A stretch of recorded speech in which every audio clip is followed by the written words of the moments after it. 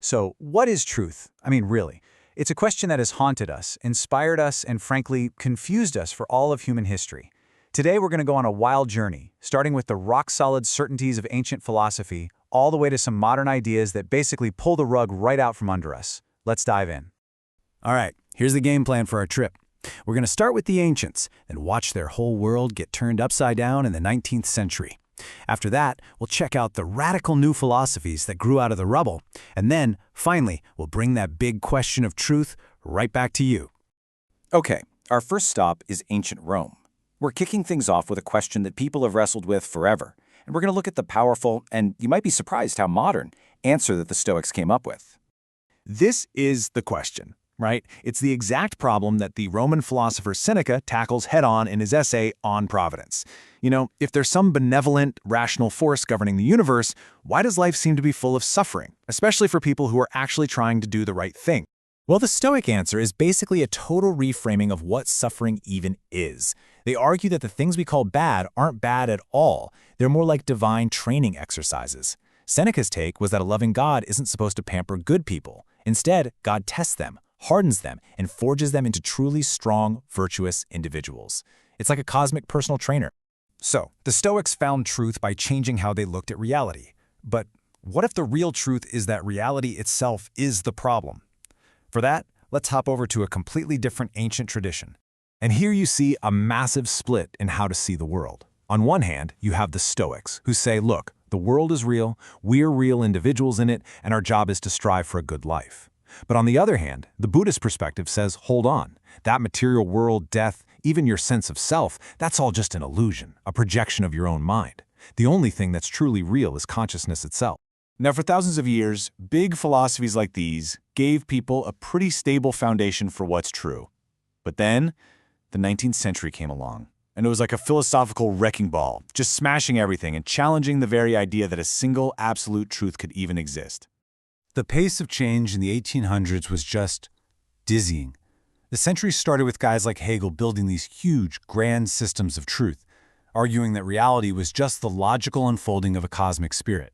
But then, one thinker after another came in and started ripping that foundation apart with science, economics, and just radical doubt. First up, you get Auguste Comte's positivism. His whole idea was that humanity had finally grown up. We went through a religious phase, a philosophical phase, and now we're in the final, positive phase, science. The new rule was simple. If you can't see it, measure it, and test it in a lab, it's not real knowledge. It's just speculation. The new motto for truth was all about order and progress. Then came Karl Marx, who just flipped the whole thing on its head. He basically said, you think your brilliant ideas shape the world? Nope. It's the other way around. Your material reality, your job, your bank account, the class you belong to, that's what shapes your consciousness, your morals, and your so-called truths. And that brings us to the grand finale of the 19th century truth crisis. Friedrich Nietzsche just took a sledgehammer to the entire concept of truth.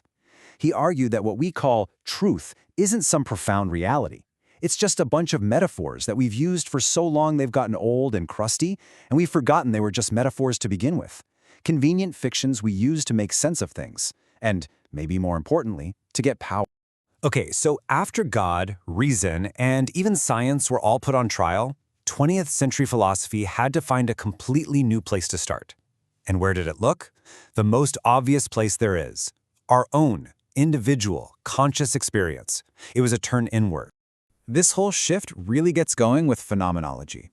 The core idea from thinkers like Husserl is that you can't neatly separate your mind from the world out there.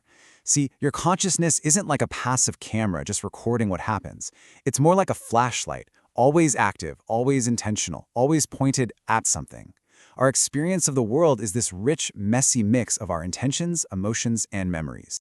And that leads to this bombshell of a quote, made famous by Jean-Paul Sartre. Let me break it down. Think about, say, a pair of scissors. The person who designed them had an idea, an essence of what they were for, before they ever existed. But for human beings, Sartre says it's the complete opposite. We're born with no predefined purpose, no built-in nature. I mean, that is a staggering thought. You just exist first. You're thrown into the world. And it's only then, through the choices you make and the things you do, that you create your own essence. There's no script to follow. Truth isn't something you find out there. It's something you create by how you live. You are completely, terrifyingly free, and 100% responsible. So while European philosophers were looking deep inside for answers, a uniquely American way of thinking offered another way out of the crisis, one that was way more focused on, yeah, but does it work in the real world? This is pragmatism, and it came up with a refreshingly simple test for truth. Does it have a practical payoff? For a guy like William James, a belief isn't true because it perfectly matches some abstract reality. It's true if believing it helps you navigate the world, if it leads to useful, positive results in your life. In other words, truth is a tool, not some trophy you put on a shelf. Wow. Okay, so we've gone from a universe with a divine plan to a universe that's maybe an illusion. From the certainty of science to the idea that truths are just fictions, and from universal rules to intensely personal projects. What are we supposed to do with all of that? Well, maybe the point isn't to find one single final answer. Maybe the real takeaway from this whole journey is that we now have a powerful toolkit of questions. Each of these philosophies gives us a different lens, a different angle to examine the world and the truths that are thrown at us every single day. They help us become sharper, more critical thinkers. And so, we end right back where we started, with a question. We've looked at some of the most brilliant and profound answers that humanity has ever come up with for what is truth. But in today's world, a world just overflowing with information and competing claims, the most important answer is the one you build for yourself. So after all this, what's your criterion for truth?